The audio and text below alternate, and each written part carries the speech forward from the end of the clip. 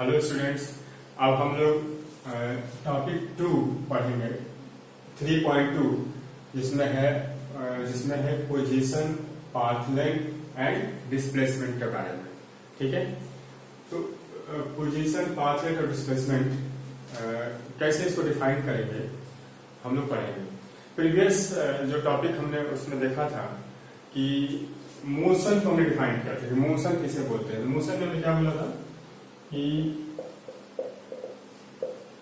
कोई object motion में है, ठीक है, तो वो अपना पोजीशन चेंज करेगा टाइम के साथ, अपना पोजीशन चेंज करेगा टाइम के साथ, तभी वो मोशन में होगा। ठीक है, इफ पोजीशन इज चेंजिंग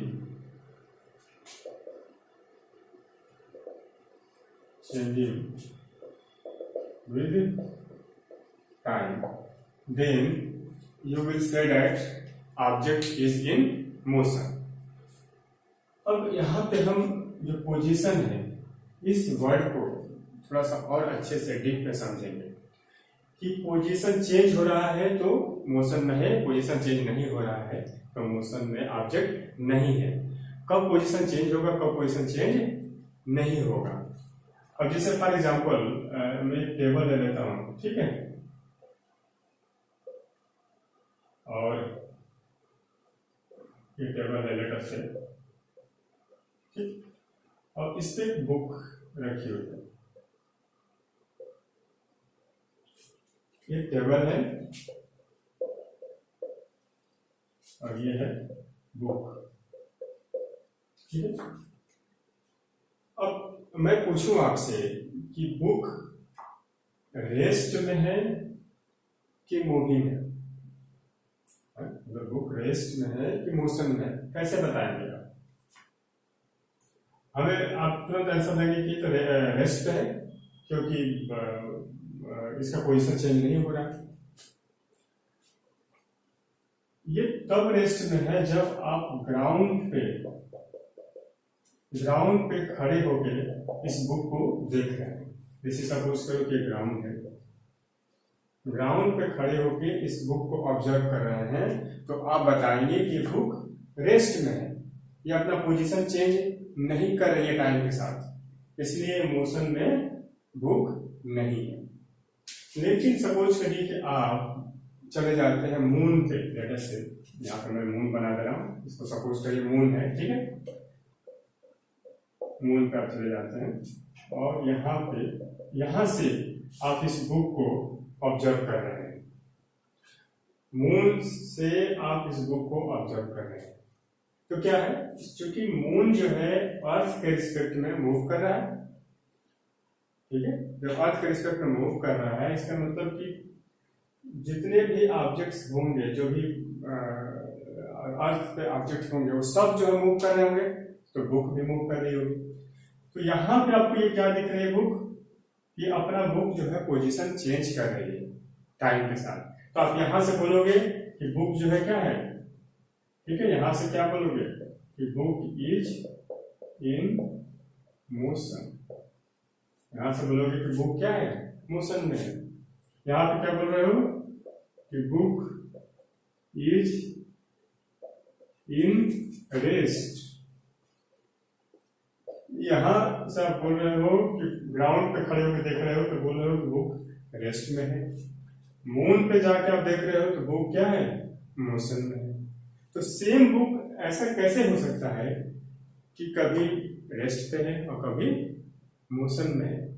तब तो हमारे लिए बताना बहुत मुश्किल हो जाएगा। कैसे बताएंगे ऑब्जेक्ट को कि भाई ऑब्जेक्ट मोशन में, रेस्ट में? इसीलिए मैं कुछ की पॉइंट्स यहाँ पे मेंशन किया हूँ, इसको जानना आपको बहुत जरूरी है। Reference point and set of axis. Reference point क्या है और सेट ऑफ एक्सिस क्या है, ठीक है, फ्रेम ऑफ रेफरेंस क्या है, इन जो भी कीवर्ड्स हैं इनको आपको जानना बहुत जरूरी है, ठीक है।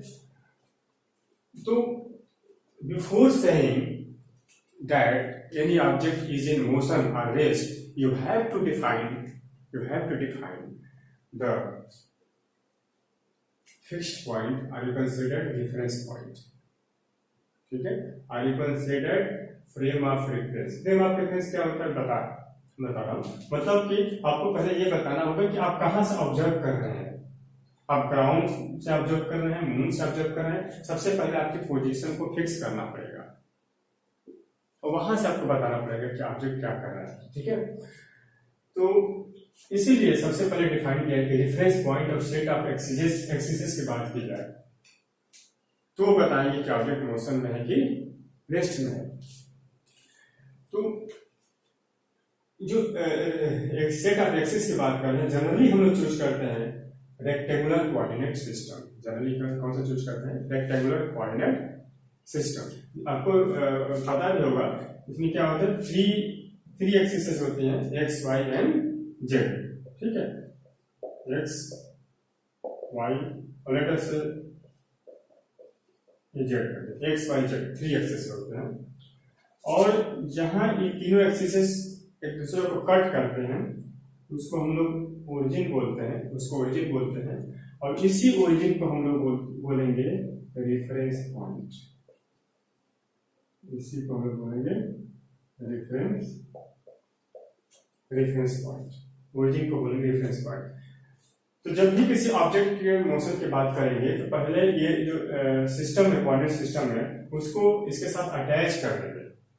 इसको अटैच कर देंगे, देन हम बोलेंगे कि ये मोशन में है कि नहीं। सपोज करो कि इसके साथ इस बुक को अटैच कर दिया तो इसका कुछ हम पोजीशन फिक्स करेंगे। सपोज करो यहाँ पे बुक है, ओरिजिन के रिस्पेक्ट में यहाँ पे है, और ये जो सिस्टम है ग्राउंड के साथ अटैच है, ग्राउंड के साथ अटैच है। ठीक है, तो बोलोगे कि बुक क्या है? रेस्ट में। इसका पोजीशन कुछ भी हो सकता है, एक्स वाई और जेड। इसका कोऑर्डिनेट क्या हो सकता है? X Y Z. जो भी इसका कोऑर्डिनेट होगा वही इसका क्या है? पोजीशन है। ठीक है, पोजीशन का मतलब क्या है? इसका कोऑर्डिनेट।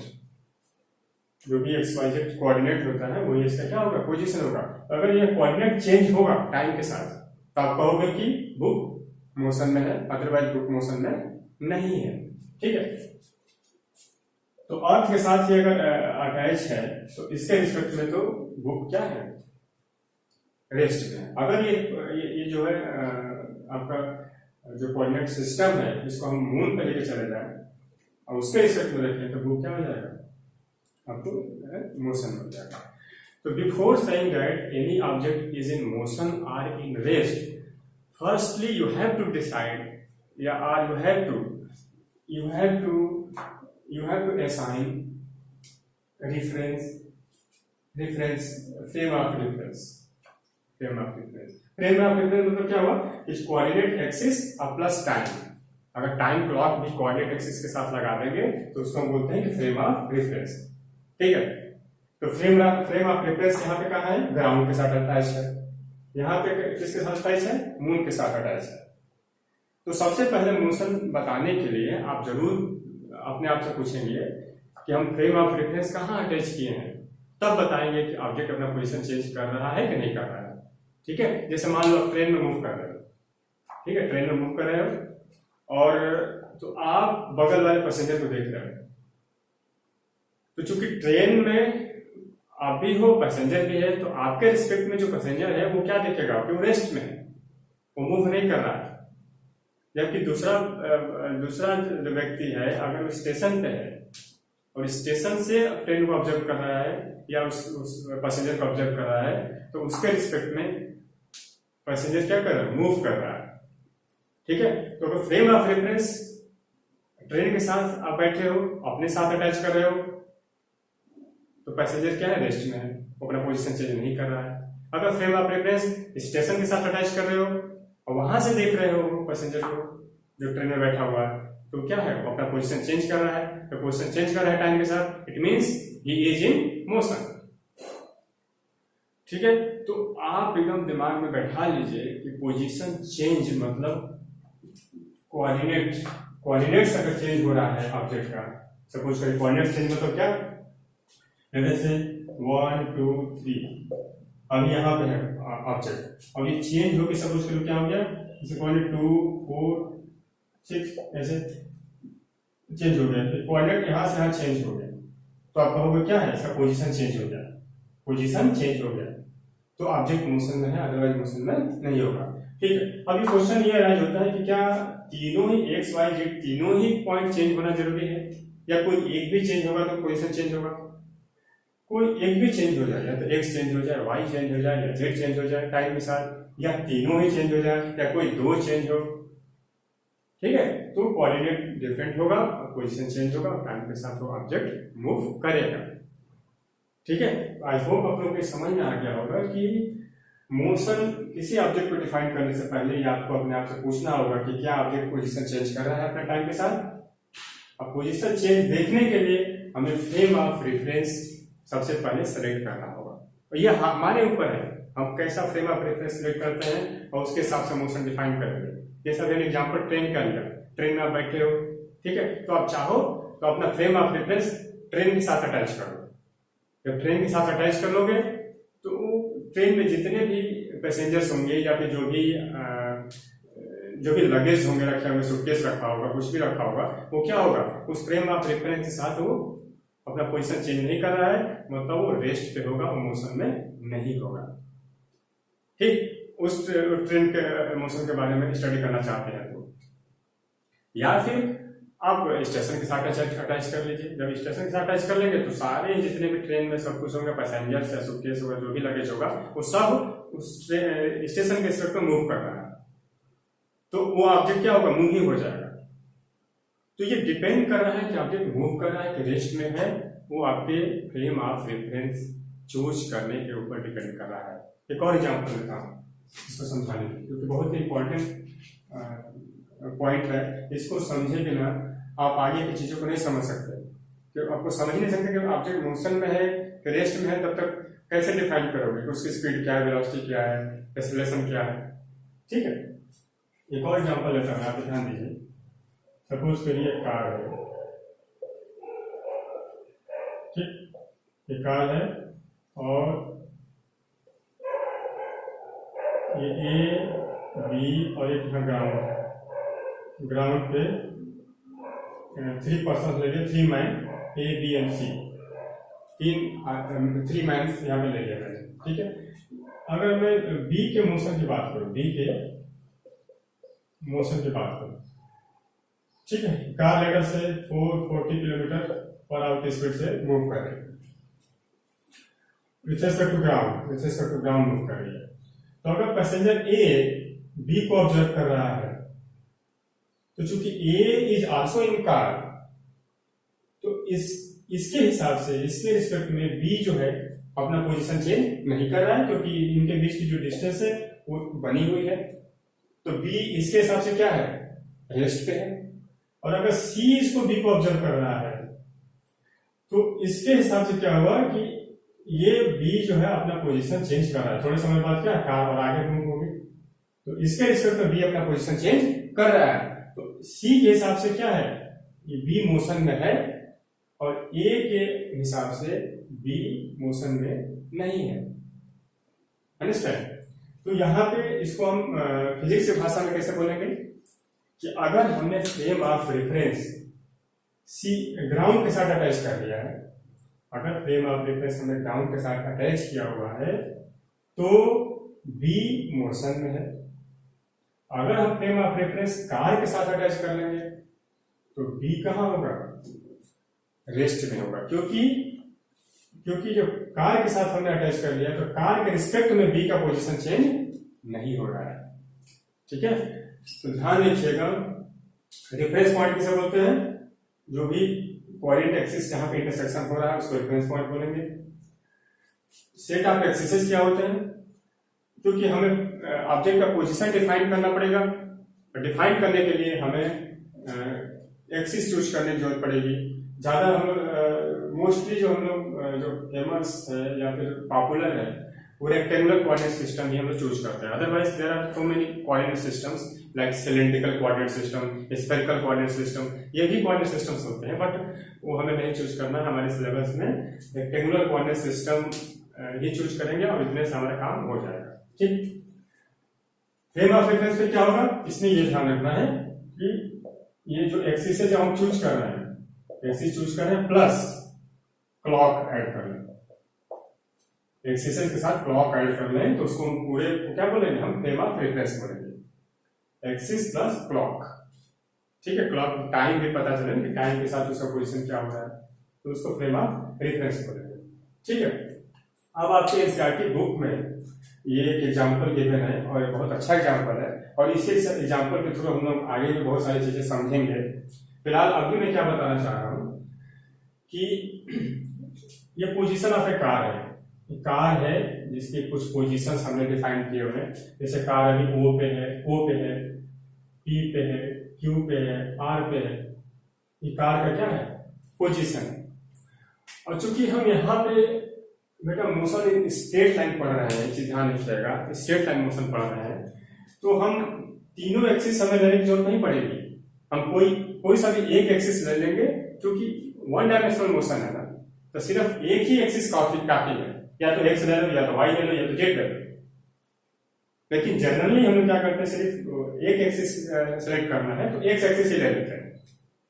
तो one dimensional motion, straight line motion में हमें तीनों एक्सिस लेने की जरूरत नहीं पड़ेगी, सिर्फ एक्स एक्सिस लेके हमारा काम हो जाएगा। ठीक, इसीलिए जो इस एग्जांपल में सिर्फ एक्स एक्सिस चूज किया गया है, और ये O क्या है, वो इज योर रेफरेंस पॉइंट। ठीक है, रेफरेंस पॉइंट, ओरिजिन को हम क्या बोलते हैं, रेफरेंस पॉइंट, और इस पॉइंट के रिस्पेक्ट में हम कार की पोजीशन बताएंगे। जैसे मान लो कि बोला हो कि कार O पे है, तो इसका पोजीशन क्या है, पोजीशन इसका 0 मीटर है, तो O पे है तो इसका पोजीशन क्या है, 0 मीटर। कार P पे है, कार P पॉइंट पे है, इसका पोजीशन क्या है, 360 मीटर, इसका पोजीशन क्या है, 360 metre. if car is at point R, then what will be the position, it is minus 120 meter. Remember, minus 120 meter, the sign is very important to define position. You have to assign sign, it is plus or minus, it is most important. So R, the position of R is minus 120 meter, and if it is Q अगर Q पे है तो क्या होगा, its position is plus 240 metre. ठीक है, तो ये ओरिजिन आपका रेफरेंस पॉइंट हो गया, और इसे राइट डायरेक्शन में चलेंगे तो प्लस होगा, लेफ्ट में चलेंगे तो क्या होगा, माइनस होगा। ठीक है, तो वन डायमेंशनल मोशन में हम लोग अभी चाहे तो वेक्टर ना पढ़ के भी इस टॉपिक को समझा जा सकता है। कुछ लोग का मिसकंसेप्शन होता है, या कहीं यूट्यूब वीडियो जो पढ़े हैं आप लोग वहां पे देखेंगे, ऐसा बोलते हैं कि वेक्टर पढ़े बिना पढ़े वन डायमेंशनल मोशन नहीं समझ सकते।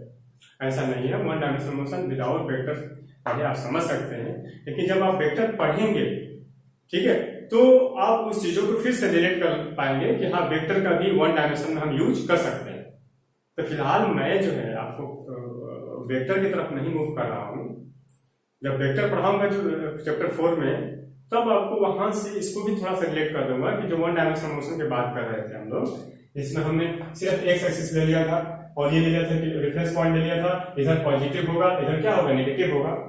तो वहां पे मैं आपको रिलेट करके ये बता दूंगा कि जो प्लस एक्स बोल रहे हैं ना, इस डायरेक्शन को प्लस आई कैप हम बोलते हैं, और माइनस एक्स बोल रहे हैं तो माइनस एक्स डायरेक्शन को माइनस आई कैप बोलते हैं। अब आई कैप क्या है, जे कैप क्या है, के कैप क्या है, अब इसके लिए परेशान नहीं होना है, ये सारी बातें जब चैप्टर 4 में बताऊंगा तो समझ में आएगा, फिर इस बात को रिलेट करूंगा। लेकिन ऐसा नहीं है कि वेक्टर नहीं आता है तो उसको समझ नहीं सकते, क्योंकि इस वेक्टर की बिना वेक्टर के भी हम इस बात को समझ सकते हैं। ठीक है, ये बात ध्यान रखिएगा। डायरेक्शन कैसे बताएंगे, रेफरेंस पॉइंट ले लेंगे ओरिजिन को, राइट साइड मूव कर रहे हैं तो प्लस, लेफ्ट साइड मूव कर रहे हैं तो माइनस। ठीक, चलिए, तो सबसे पहले अगर कोई पोजीशन कहे, अगर कोई बोलता है पोजीशन, एक वर्ड में आंसर बताओ, पोजीशन क्या है, पोजीशन। ठीक है, तो आप बोलोगे उस ऑब्जेक्ट का कोऑर्डिनेट बता दो, उस ऑब्जेक्ट का जो कोऑर्डिनेट होगा वही उसका क्या होगा, पोजीशन होगा। जैसे अगर मैं कहूं कि जो कार है, कार का पोजीशन है, कार पी पे है, ठीक है, तो इसका पोजीशन क्या होगा, तो बोलेंगे भाई इसका कोऑर्डिनेट बताओ। इसका कोऑर्डिनेट कितना होगा, क्या होगा, एक्स में ना, प्लस एक्स में कितना होगा, कोऑर्डिनेट कितना हो जाएगा, प्लस 360। वाई में तो मूवमेंट है नहीं, वन डायमेंशनल मोशन पड़ रहा है, तो वाई क्या हो जाएगा, 0। जेड क्या हो जाएगा, 0। तो ये पी पॉइंट का कोऑर्डिनेट है। पी पॉइंट का कोऑर्डिनेट इसका क्या है, पोजीशन।